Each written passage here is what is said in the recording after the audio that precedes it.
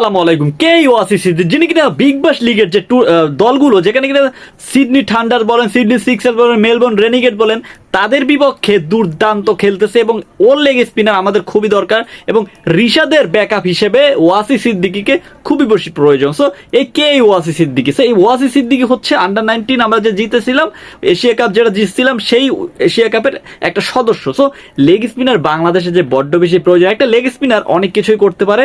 Rishad Hossain already নাম ছড়িয়েছেন এবং তিনি একটা লেগ স্পিনার কি করতে পারে সেটা রিশাদ হোসেনের মধ্যেই ছিল।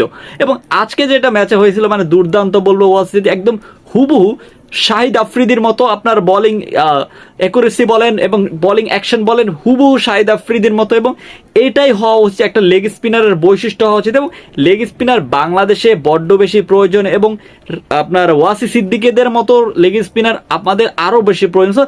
একটা লেগ স্পিনার একটা ম্যাচ পুরোই ঘুরিয়ে দিতে পারে। একটা লেগ স্পিনারের অবদানও রয়েছে অনেক এবং লেগ স্পিনাররা কি করতে পারে সেটা আপনারা তো সবাই জানেন। সো লেগ স্পিনারদের বর্তমানে বাংলাদেশে বড্ড বেশি প্রয়োজন।